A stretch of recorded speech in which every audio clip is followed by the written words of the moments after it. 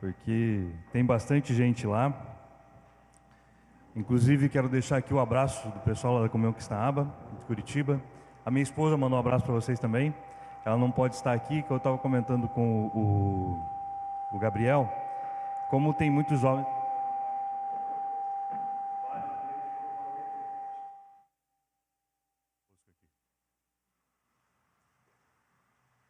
Alô, muito bem.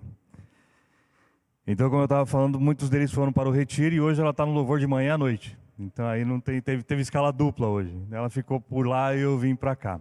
Mas eu quero deixar aqui o abraço de todos eles lá de Curitiba para vocês. Eu quero conversar um pouquinho hoje com vocês sobre não pensar, mas fazer. Então não pense, mas faça. Ou não pense e faça. Essa é a ideia. Eu trabalhei muito tempo com pessoas e trabalhei muito tempo com a indústria, desenvolvendo projetos e tudo mais. E eu descobri que a questão de conforme nós pensamos e conforme nós tratamos a nossa mente faz muita diferença sobre aquilo que eu vou conquistar ou deixar de conquistar. E aí, por causa disso, eu desisti de trabalhar com o que eu trabalhava e fui trabalhar justamente com essa questão de ajudar as pessoas a pensarem um pouquinho melhor. Então, tem um versículo na Bíblia que eu até falei ontem lá com os empresários, que ele diz assim: conforme você pensa em seu coração, assim é. Então, aquilo que você tem pensado, assim é. Aquilo que foi pensado, por exemplo, sobre a Igreja Domo até agora, ela está acontecendo aquilo que foi pensado, sim ou não? E esse pensamento vem de quem? Vem de Deus. Então, quando eu olho esse lugar, eu vejo aqui a realização de um dia que nasceu num pensamento, e está se realizando, está acontecendo. E aí, dependendo do tamanho do seu pensamento aqui, é o resultado que você terá amanhã. Então, esse é um xizinho que eu deixo para você. O que você tem pensado hoje sobre aquilo que você vê em Deus com relação a Domo amanhã. Mas vamos começar pelo princípio, até chegar nesse momento. Eu quero ler um versículo com vocês, que está, na realidade, um texto que está em Gênesis, do capítulo 12, verso 1 ao 4. Olha só o que diz esse texto. Então, o Senhor disse a Abrão: saia da sua terra, do meio dos seus parentes e da casa de seu pai, e vá para a terra que eu lhe mostrarei. Farei de você um grande povo e o abençoarei. Tornarei famoso o seu nome, e você será uma bênção. Abençoarei os que o abençoarem e amaldiçoarei os que o amaldiçoarem. Por meio de você, todos os povos da terra serão abençoados. Então Abrão partiu, como lhe ordenara o Senhor, e Ló foi com ele. Abrão tinha 75 anos quando saiu de Harã. Olha que interessante. Você já deve ter ouvido falar desse texto várias vezes, né? Talvez você já tenha pregado sobre esse texto. Então ele é bem conhecido. Só que Abrão ouviu Deus, recebeu uma palavra, e ele ficou parado ou simplesmente foi? O que aconteceu? Ele foi. Ele questionou? Sim ou não? Não. Ele ficou pensando, será que eu devo ir? Sim ou não? Ele simplesmente pegou e fez o quê? Ele foi.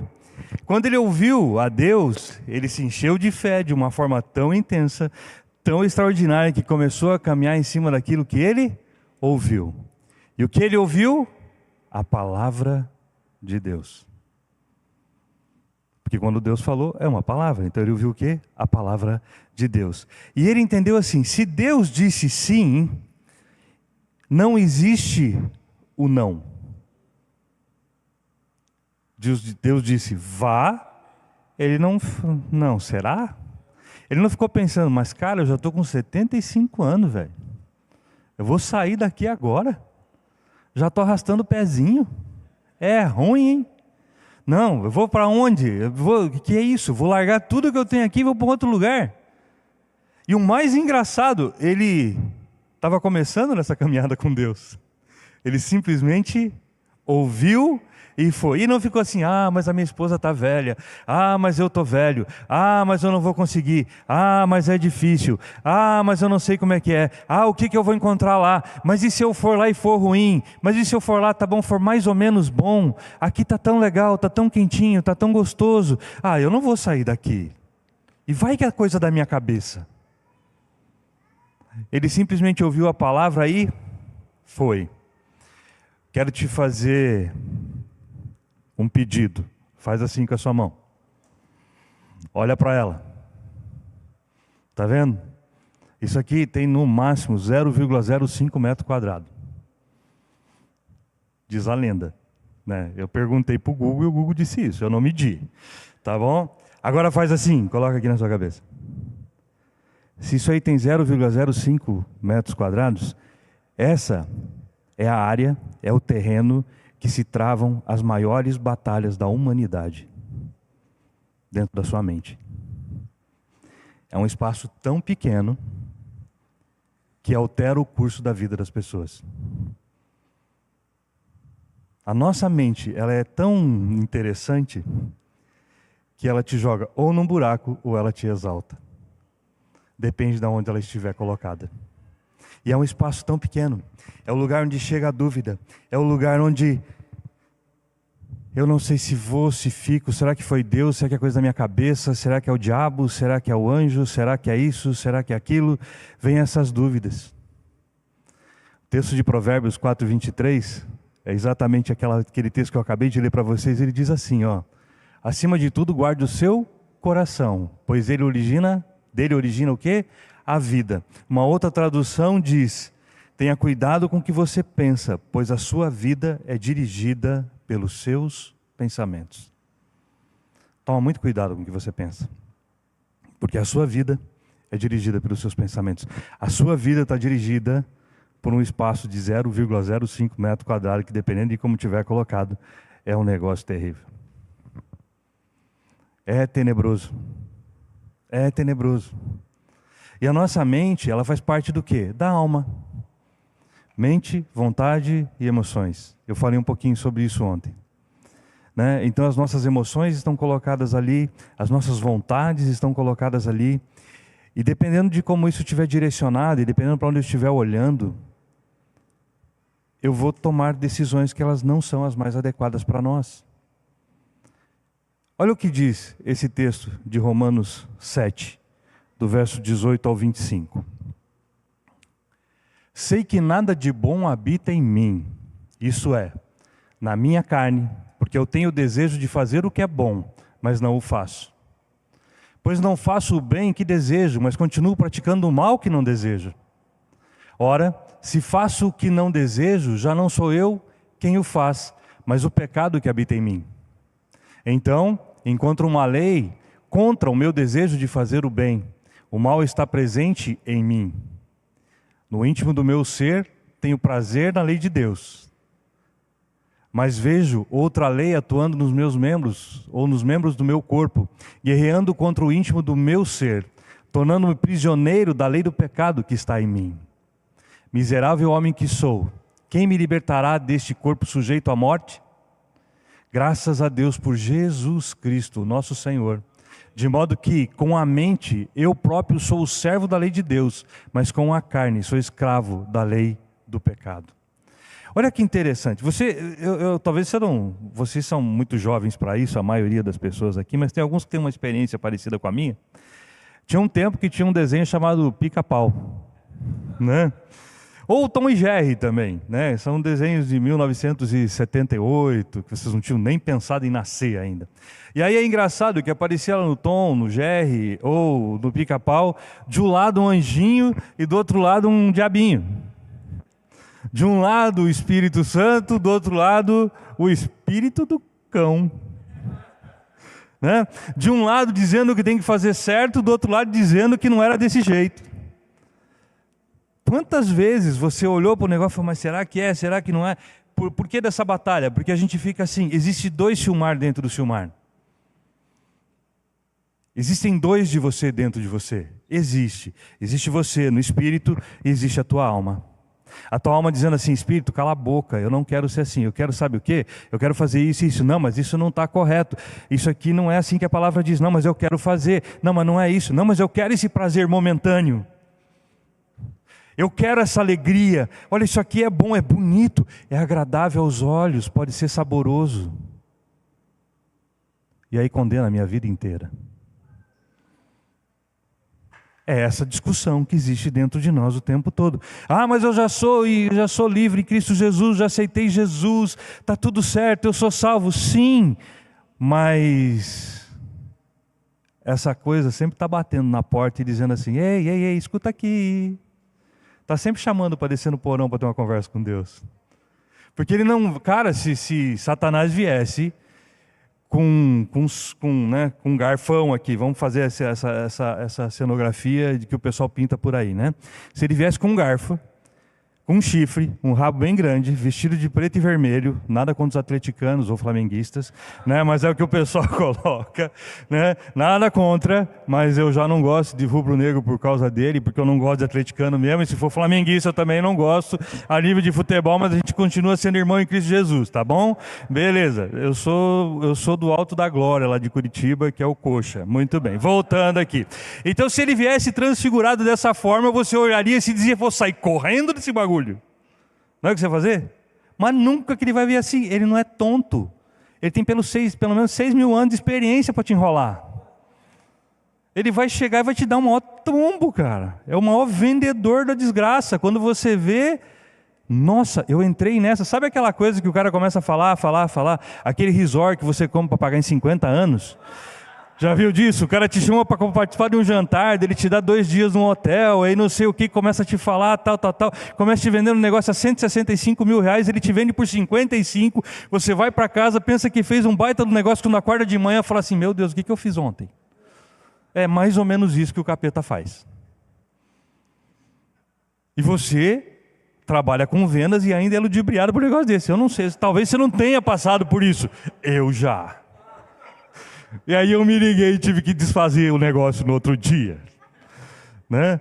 Mas tem vezes que o negócio você não consegue desfazer, porque aí já era. Mas esse tipo de coisa acontece. Então esse texto nos fala assim: cara, existe essa batalha. O bem que eu quero fazer eu não consigo, e o mal que eu não quero eu faço. Se está ali é porque isso acontece. Isso foi falado para quem? Para quem não conhece a Jesus? Não, foi falado para os caras que conhecem Jesus. Então, né, como diria o pessoal lá na minha vila lá, é um bagulho que acontece, velho. E é desse jeito, né? Então, eu tenho que prestar atenção nisso. E existe um lugar chamado mundo espiritual, que a gente não enxerga. Quer ver? Eu vou ler um texto para vocês aqui. Eu não sei quem já ouviu falar, já ouviram falar de Amir Klink? Alguém já ouviu falar desse cara? Que é bem propício para isso, porque nós estamos perto do mar. E Amir Klink, ele atravessou o oceano com um barquinho. E eu li o livro dele quando isso aconteceu, achei extraordinário. Só que volta de novo, né? Vocês não tinham nem nascido ainda, né? Mas tem um texto, uma parte do livro, que é bem interessante, eu quero ler para vocês, para eu não fugir nenhuma palavra do que diz aqui. É um trecho do livro 100 Dias entre o Céu e o Mar, que diz assim: fazer uma inspeção no fundo do barco. Com certeza, o limo deveria estar atraindo os dourados, e após um mês já era um tempo de limpeza geral. Não me agradava muito a ideia de entrar na água, não só pela lembrança de tantas barbatanas suspeitas, mas também porque fazia muito frio. Aproveitando o intervalo do almoço, vesti pela primeira vez a roupa de borracha, deliciosa sensação. O calor da roupa me trouxe coragem e, munido de máscara, pés de pato e escova, pulei na água amarrado a um cabo. Por baixo da água, uma imagem impressionante, um belo cenário. 5 ou 6 dourados, sempre a uma pequena, uns 5, 6 dourados, sempre uma pequena, mas prudente distância, e junto do leme, um bando de minúsculos pilotos, fielmente acompanhando o barco. Senti-me tão importante como um velho tubarão, sempre cercado por seu séquito desses pequenos e listrados peixinhos. Que lindo e diferente universo isolado por uma superfície que só conhecia de um lado. Um outro mundo que coexistia com o meu, lá embaixo. Um eterno e transparente silêncio, onde as tempestades só se manifestavam decorando a superfície de um rendilhado branco de espuma. E nada além disso, que impressionante visibilidade. Os raios solares penetrando até o infinito do mar, e novos dourados que podia ver a grande distância. Amir Klink estava nesse barco, e ele estava no mar, no meio do mar, sozinho, e ele estava vivendo no universo. Quando ele mergulha, ele enxerga um mundo completamente diferente daquele que ele vivia. Ele não tinha acesso a esse mundo, ele não conseguia ver o que estava acontecendo ali embaixo. Mas quando ele mergulha, ele vê, nossa, existe tudo isso aqui? A gente está andando aqui, e paralelamente a isso, não é filme de ficção, existe um mundo espiritual. Aonde nós estamos, existe algo que você não vê. Eu estava comentando ontem um pouco com o Reinaldo e com a esposa dele. Eu vim do espiritismo. Eu era espírita. E eu via os espíritos, eu via os demônios. E quando eu fazia os trabalhos no cemitério, eu via os demônios indo pegar as oferendas que eu colocava lá no cruzeiro do cemitério. E eu ficava lá esperando eles terminarem para eu poder sair. Eu me rendia a eles. Para que eu pudesse ter um mês abençoado. Eu precisava fazer aquilo. Pelo menos uma vez por mês.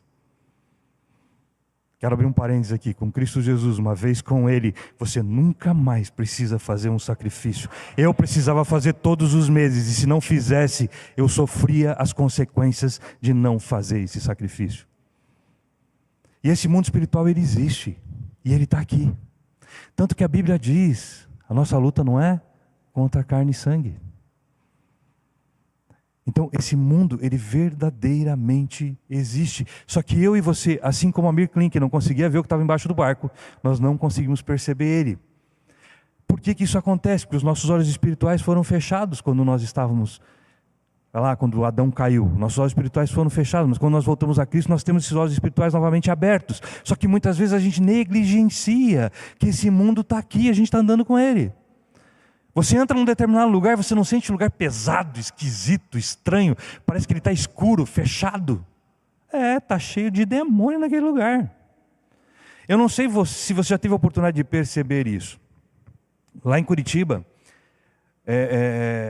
você vai andando assim, dependendo do bairro que for, você percebe que parece que vai ficando mais claro de um lugar para outro, conforme você vai se deslocando para lá, mesmo sendo a mesma noite, o mesmo dia, sem mudar nada.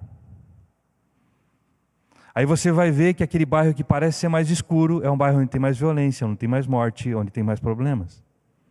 Isso acontece por quê? Porque lá tem um espírito territorial que domina aquele lugar. Então a nossa luta não é contra carne e sangue. E as dúvidas que vêm à nossa mente vêm por causa do que acontece nesse mundo espiritual. Faz sentido para vocês? É muito sério. É muito sério isso. É muito sério. Tem um menino que foi conversar comigo uma vez, Marcos, o nome dele, conhecido como Marquinhos. E ele chegou para mim bem apavoradão, assim, bem assustado. E eu falei, Marcos, o que está acontecendo contigo? Cara, está chegando a época. Eu olhei para ele assim, fale mais sobre isso. Chegando a época do quê? Não entendi. Foi assim, Silmar. Eu tenho um problema sério com cocaína. Então, eu sou viciado em cocaína, eu uso a cocaína e eu preciso da cocaína. Só que eu várias vezes comecei um processo de parar de utilizar a cocaína. E aí, chega perto do 7º mês, eu caio. E já aconteceu isso 3 vezes. E de novo, eu estou chegando no 7º mês. E eu tenho certeza que eu vou cair. Meus pais acham que eu vou cair. Os meus amigos acham que eu vou cair. O que eu vou fazer? Eu fiquei olhando para ele e disse assim, cara, primeira coisa, para de pensar nisso. Você está declarando que você vai cair. Você está pensando que você vai cair. Você está dizendo que você vai cair. E eu sinto muito em te dizer, você vai cair. E eu não estou profetizando na tua vida. Você vai cair porque você acredita que de novo Jesus perdeu e o inferno ganhou. E você vai cair porque você acredita nisso. Você não acredita no que a palavra te diz.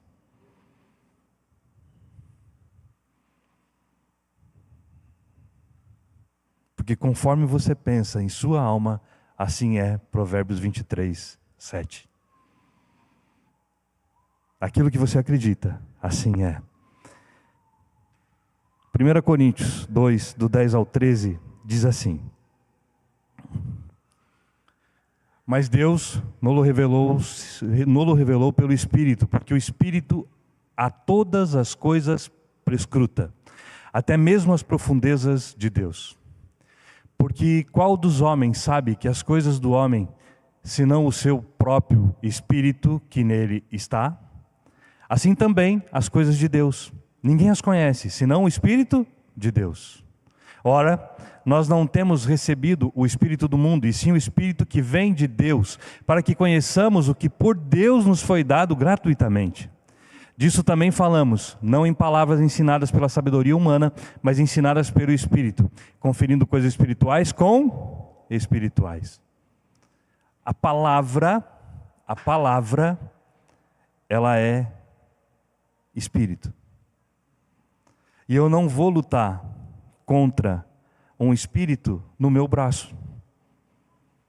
Assim como eu comentei do espírito, e aí o que a gente descobriu lá com o Marquinhos? Tinha lá o espírito de 7 meses. Ele tinha na cabeça dele, um espírito, não, daqui a 7 meses o espírito do vício vem em mim de novo, eu vou cair e eu vou ficar novamente na dependência da cocaína.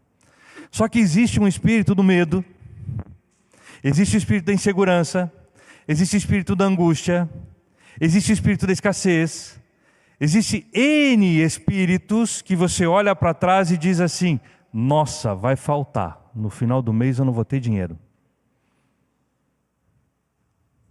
É essa palavra que você chama para você? É esse espírito que você declara para a sua vida? O espírito de escassez? Eu estou com medo de fazer aquela entrevista, vai que não dá certo o emprego. Você está chamando para você o espírito do medo? Se acontecer isso eu não vou suportar. Você está dizendo que você está chamando o espírito de angústia para a tua vida? É isso que você está dizendo? É isso? Porque um dia, e é engraçado porque a gente vive num mundo material, mas tem um mundo espiritual atuando. E aí o meu cérebro, a minha mente, na maior parte do tempo, ela está onde? No mundo natural, material. E o cérebro, ele só trabalha com o quê? Por associações, isso é científico. Ele não vai se lembrar de uma coisa que nunca aconteceu. Tem sentido você lembrar de algo que você nunca viu? Dá um chocolate para uma criança que nunca viu um chocolate. Ela vai dizer não, se ela não tiver a fim de experimentar. Agora, depois do primeiro dia que ela experimentar aquele chocolate doce, maravilhoso, bem ao leite, bem aerado, que derreteu na boca, sujou toda a boca, assim, sabe? Aí você vai mostrar outra vez para ela, ela vai querer ou não vai? É óbvio que vai. A sensação é maravilhosa, a experiência que ela teve é maravilhosa, o cérebro dela se associa a isso, ela vai dizer o quê? Eu quero. Mais pessoas querem, eu também. Porque vai, né? Um chocolatinho é bom demais, né? Agora eu falei tipo mineiro, né? Um queijinho com goiabada cascão também, perfeito, né? Mas o que vai acontecer? Cara, ele vai querer fazer aquilo que ele tem a experiência. E aí muitas vezes a gente tenta levar a nossa vida dizendo que está em Cristo, mas olhando com as associações que nós criamos na nossa vida, com as experiências que nós tivemos, porque isso é mais fácil. É muito mais fácil eu olhar para isso e dizer que é material e eu consigo tocar nisso, e aquele violão, eu sei o som. Agora, qual é o som da liberdade em Cristo Jesus? Se a minha mente não me deixou ainda conseguir perceber esse som na minha vida, talvez eu não tenha percebido ainda qual é esse som, porque eu não consigo ver, porque a minha mente ainda está muito nebulosa, porque eu fico muito agitado e eu não consigo mergulhar para ver os peixinhos embaixo do barco, porque eu tenho medo que lá tem um tubarão. Vai que eu vou encontrar algo que vai me fazer mais mal do que eu já estou passando. Afinal de contas, eu fui ensinado a viver assim. Efésios 6,12 nos diz assim: pois a nossa luta não é contra sangue e carne, mas contra os poderes e autoridades, contra os dominadores deste mundo de trevas e contra as forças espirituais do mal nas regiões celestiais. A nossa luta não está na carne, a nossa luta não é no braço, A nossa luta é na palavra de Deus, porque a palavra de Deus é espírito, a nossa luta é no espírito. Eu só consigo vencer uma batalha espiritual com questões espirituais. Eu não consigo vencer, não tem jeito, eu não consigo vencer na razão. Eu costumo dizer para algumas pessoas que ainda não conhecem a Jesus, e até para alguns que já conhecem, porque eles ainda não conseguiram experimentar isso, e para mim, às vezes isso também acontece. O bagulho é louco, velho. Por que o bagulho é louco? Porque você olha para um negócio assim, que a razão diz que não tem como acontecer, e aí de repente quando você olha aqui, aquilo aconteceu. Quer ver um exemplo? Eu não ia comentar sobre esse texto, mas eu estava assistindo o The Chosen esses dias e eu vi aquela passagem da multiplicação dos pães. Quando você lê a respeito, pô, legal, né? Você imagina aquilo acontecer. Mas quando você vê aquela cena, eu sou muito visual, quando você vê aquela cena que Jesus pega lá os 2 peixinhos, o pão, pá, coloca no cesto. Daqui a pouco ele chega com aquele cesto vazio. Quando eles abrem aquele cesto tão cheio, você fala assim, uau, que coisa louca. Isso não acontece naturalmente.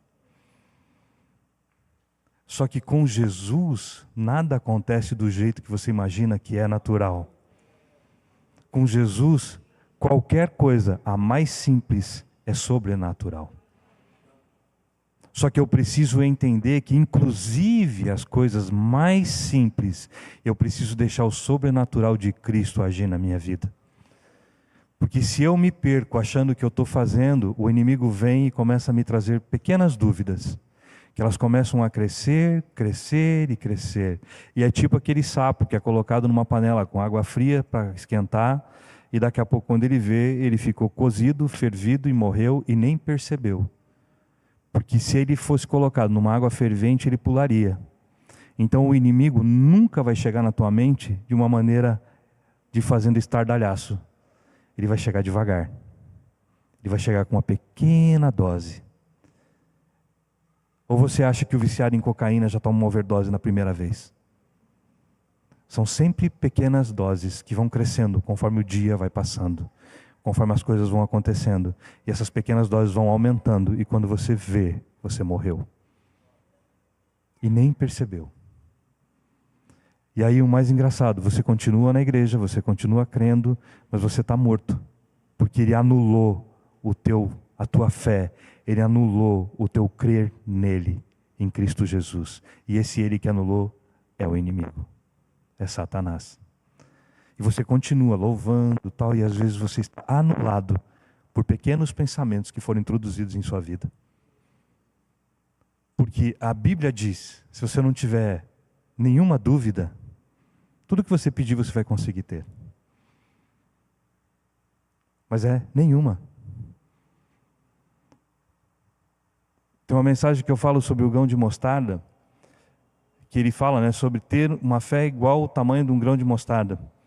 Ela é uma fé pequena, o grão de mostarda é bem pequeno, mas a grande questão do grão de mostarda é que o grão de mostarda ele não pode receber enxerto.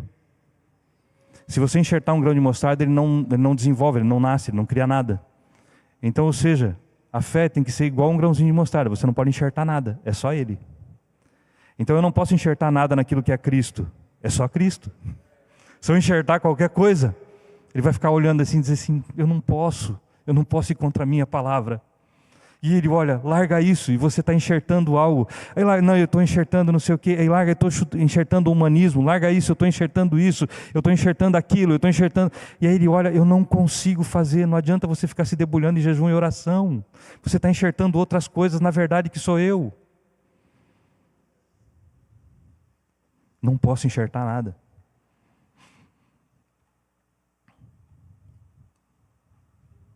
Romanos 8, 1, 2. Portanto, agora já não há condenação para os que estão em Cristo Jesus.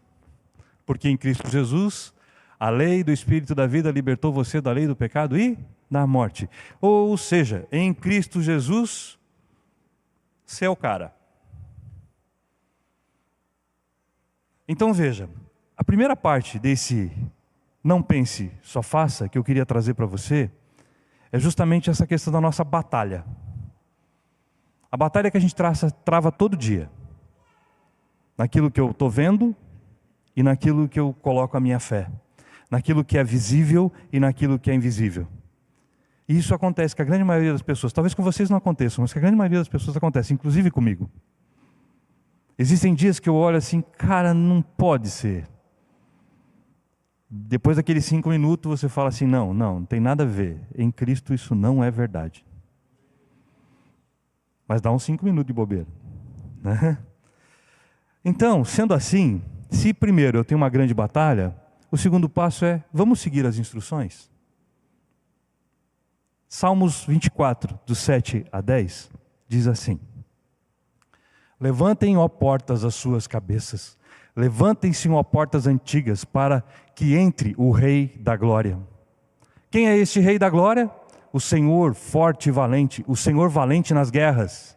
Levantem, ó portas, as suas cabeças, levantem-se, ó portas antigas, para que entre o Rei da Glória. Quem é? Vamos lá de novo. Quem é esse Rei da Glória? O Senhor dos Exércitos, Ele é o Rei da Glória. Quem é o Rei da Glória? Quem é o Rei da Glória? Não é Jesus? Ele não é o Senhor dos Exércitos? Se é um exército, Ele tem um grupo de militares. Quem faz parte desse exército de Jesus? Faz assim, eu. Levanta a mão, sou eu. Eu faço parte desse exército. Sim ou não? Que beleza, que bom. Você faz parte mesmo do exército? Joia.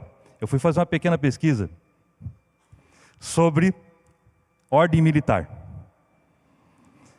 Então a obediência hierárquica do militar funciona assim. As ordens são classificadas de 2 espécies: legais e ilegais. Tá bom?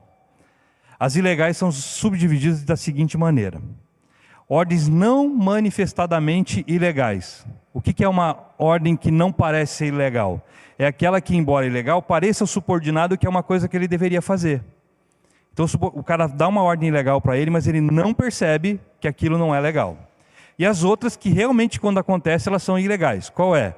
Ocorre quando é dada por uma autoridade incompetente, quando a sua execução não se enquadra nas atribuições legais, quando não se reveste de forma legal e quando isso pode constituir um crime. Mas se eu passo isso para um subordinado meu abaixo, e ele faz e dá errado, deu ruim, ainda vai ser avaliada a questão mental desse menino, se ele não está com algum problema emocional.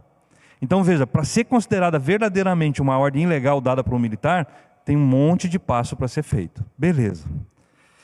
Sendo assim, se eu sou parte do exército de Cristo, vai vendo, Ele é meu general, eu sou um soldado dele. Tudo aquilo que ele declara, tudo aquilo que ele fala, eu preciso fazer o quê? Simplesmente cumprir. Para um militar, missão dada é missão cumprida. Se a palavra dele se as palavras dadas por Cristo são ordens na minha vida, eu preciso olhar para elas e simplesmente cumprir. Não foi o que Abraão fez? Ele recebeu uma palavra e cumpriu. Ele questionou? Não. Ele simplesmente foi lá e cumpriu. E é engraçado, Jesus ele é tentado. E quando ele olha para Satanás, ele diz o quê? Está escrito, está escrito, está escrito, está escrito. Ele revidou com alguma coisa dele? Ele revidou com o quê? Com a palavra. Você ouviu a questão do sonho aqui um pouquinho antes de iniciar o culto. Não é isso? Ele revidou com o quê? Com a palavra. É dessa forma.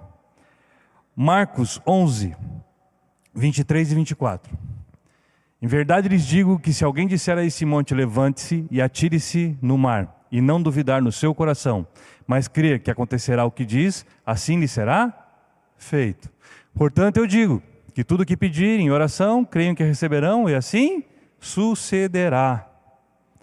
Ele está dizendo assim, cara, tudo que você pedir, tudo que você colocar, tudo que você tiver no seu coração, eu vou te dar. Ele está dizendo isso para nós. E por que nós duvidamos às vezes? Por que eu digo assim, não, mas sabe, Jesus, essa situação aqui, ela está tão complicada, que eu acho que não funciona. Eu vou dar uma mãozinha. Porque afinal de contas eu tive uma experiência há um tempo atrás que me mostrou com um amigo meu que talvez, se for assim, vai dar certo. Ele simplesmente falou: diga e creia. Dizer o quê? A palavra. Porque eu não estou lidando com aquilo que está no natural, eu estou lidando naquilo que está no espiritual. Então não é com relação ao que eu vejo, é com relação ao que eu não vejo. Porque se eu for naquilo que eu vejo, o bem que eu quero fazer eu não faço, eu faço aquilo que eu não quero. Então eu não posso ver, eu simplesmente digo.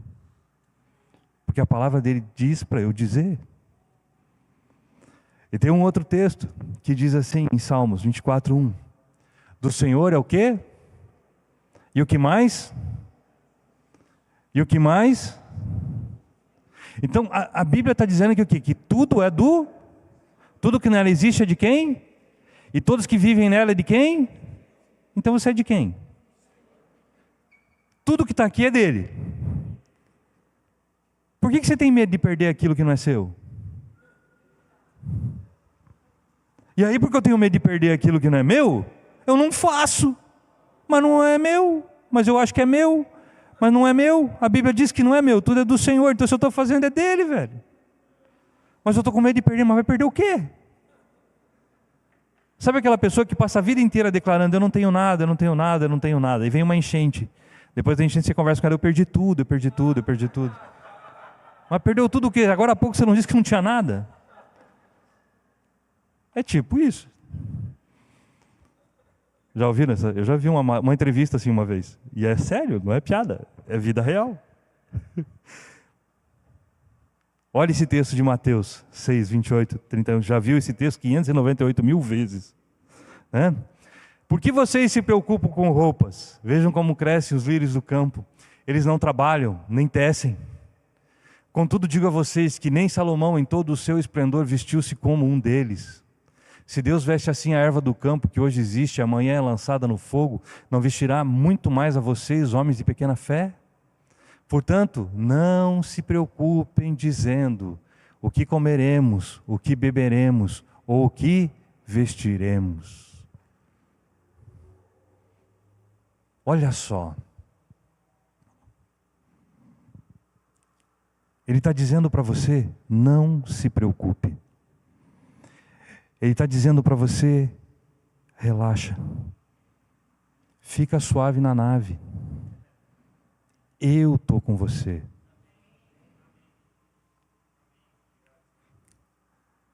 Nesse mesmo sermão está escrito assim: quem pode acrescentar um dia que se quer na sua vida, mesmo estando extremamente preocupado? Você consegue acrescentar qualquer coisa?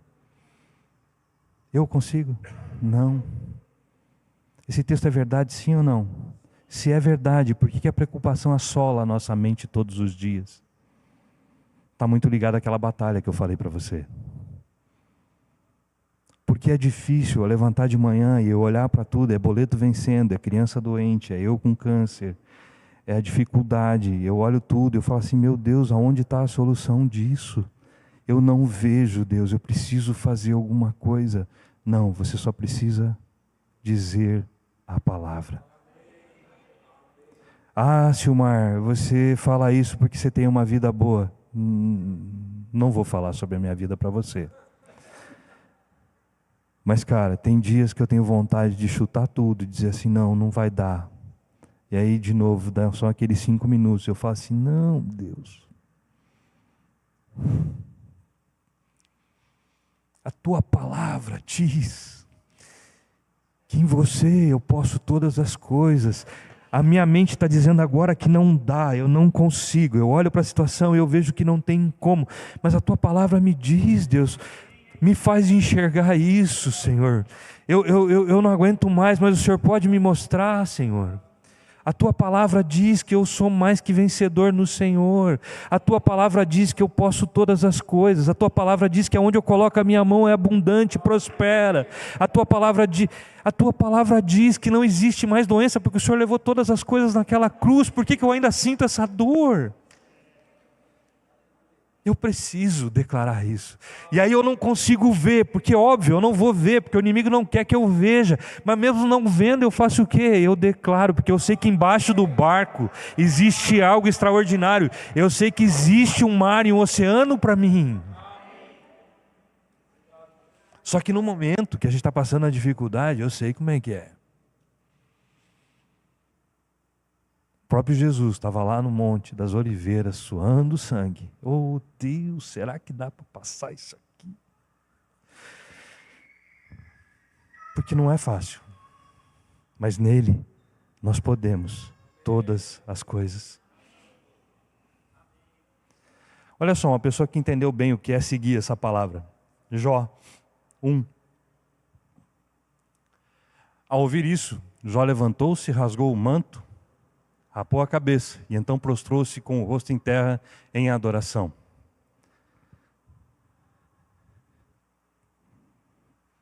Mais 2 versículos, por favor. E disse: Nu saí do ventre da minha mãe, e nu partirei. O Senhor o deu, o Senhor o levou. Louvado seja o nome do Senhor.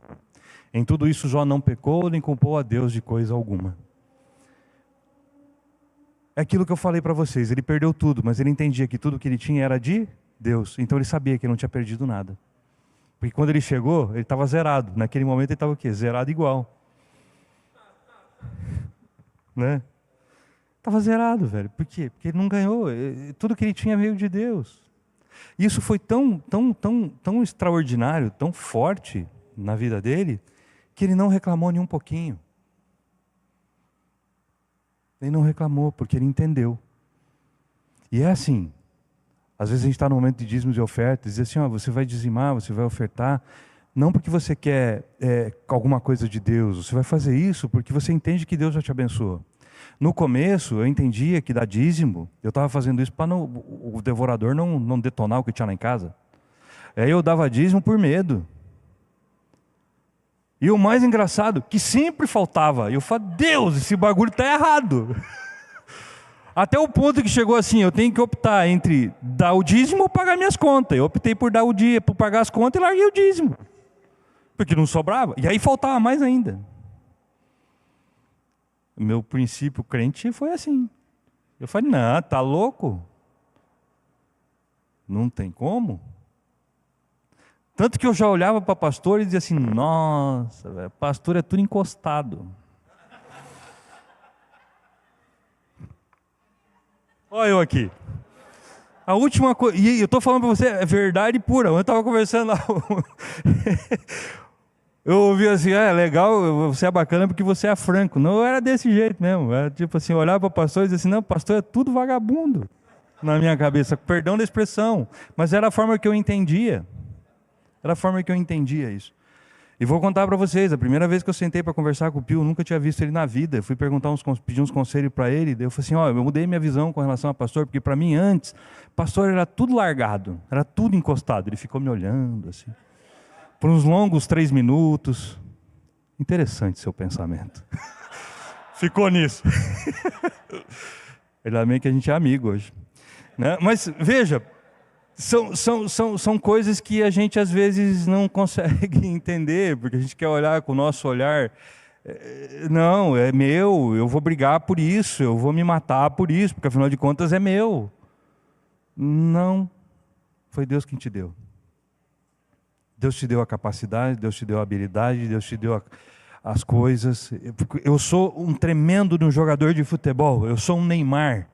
Você só é porque Deus te deu isso. Eu sou um baita matemático, você só é porque Deus te deu essa habilidade. Eu sou um baita advogado, você só é porque Deus te entregou isso. Reconheça isso, porque tudo vem dEle.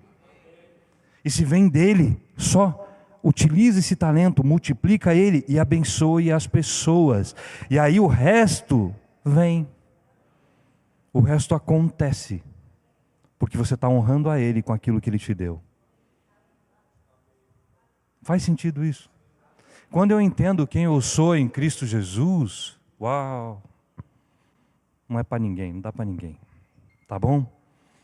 Do Senhor é a terra e tudo que nela existe, o mundo e os que neles vivem, então é isso.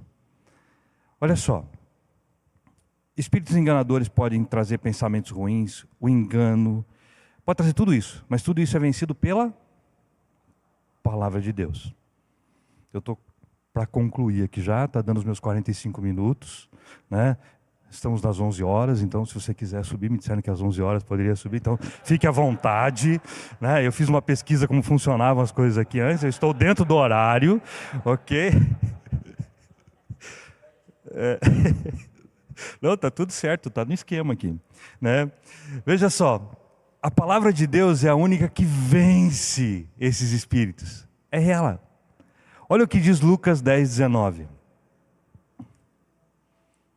Lucas 10:19. Pois o quê? Em Cristo. Cada uma das promessas... Não. Lucas 10:19, por favor. Isso. Aquilo é para o final.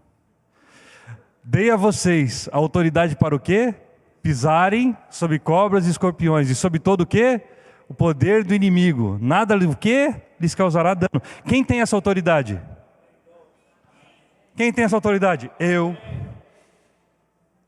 Quem deu essa autoridade para você? Jesus. Olha só, veja só. Não pense, apenas o quê? Faça. Ordem dada, ordem cumprida. Ele deu uma ordem para você e diga assim, olha, eu dei autoridade para você.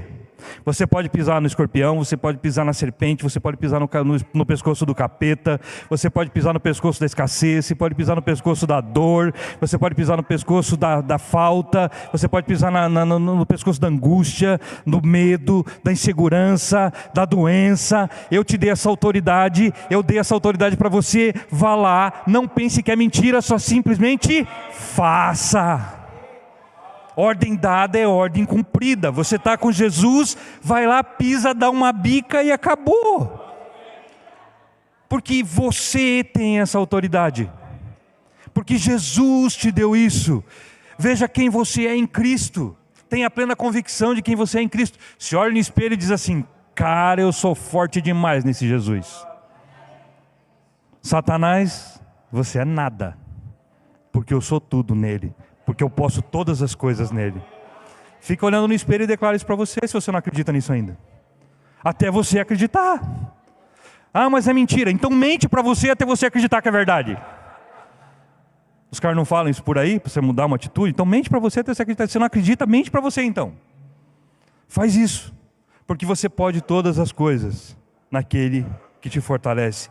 Nenhum mal te atingirá. Desgraça alguma chegará à tua tenda, porque aos seus anjos ele deu ordens a seu respeito, para que os protejam em todos os seus caminhos, com as mãos eles o seguram, para que você não tropece em pedra alguma.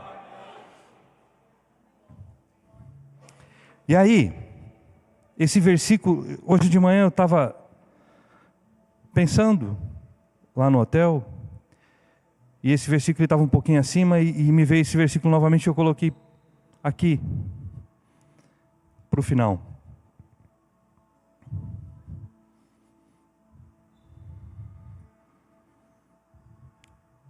Antes de eu falar dele, eu quero ler esse versículo de novo para você aqui.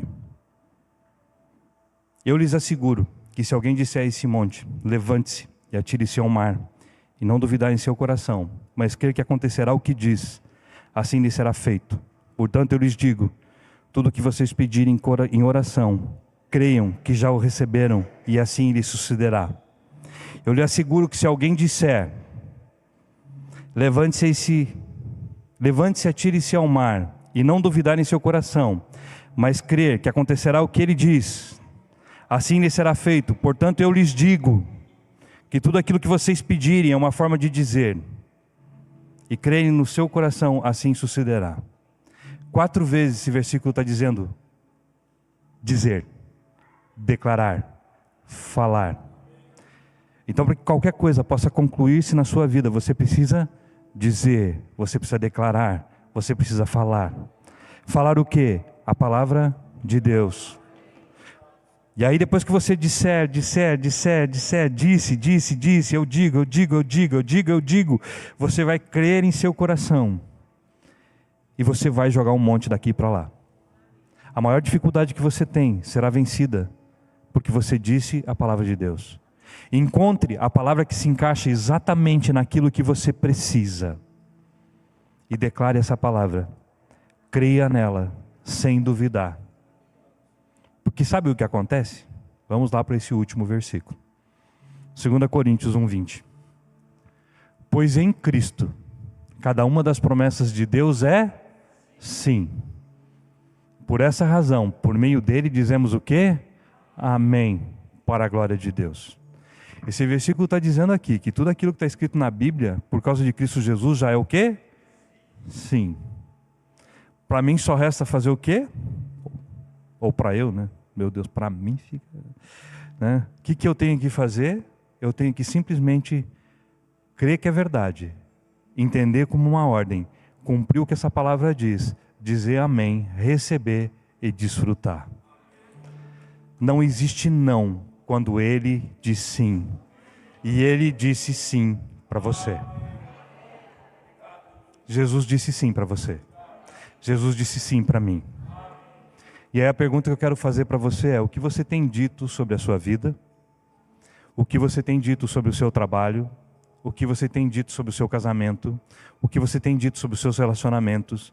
O que você tem dito sobre a sua cidade? O que você tem dito sobre o seu país? Sobre o seu estado? Sobre a sua igreja? Sobre quem é Cristo na sua vida? O que você tem dito? Aquilo que você diz, assim será. Aquilo que você declarar, assim será. Nenhuma palavra declarada por você, e eu estou declarando isso sobre a sua vida, cairá por terra. Se você fizer isso pautado na palavra de Deus, tudo aquilo que você declarar, assim será. Você sabe o que eu vejo? Esse lugar aqui, 10, 15 vezes maior. Com muitas pessoas vindo até aqui. Sabe por quê? As pessoas estão passando lá fora, elas precisam daquele que está em você. Elas precisam de Jesus. Eu não sei se você nasceu num lar cristão, se você não nasceu num lar cristão, eu não. E eu sei a diferença que Jesus faz. Eu sei. Eu sempre disse, eu conheço Deus. Quando eu estava no Espiritismo, eu estudava a Bíblia. Eu conhecia Deus. Mas eu não vivia com Ele. É diferente ser de ouvir falar, para depois que você começa com Ele a andar. Porque quando você anda, você olha, nossa, que diferença, que paz. A paz que excede a todo entendimento chega ao seu coração, por causa dEle. Amém? Então, talvez você precise ajustar algumas coisas que você tem dito.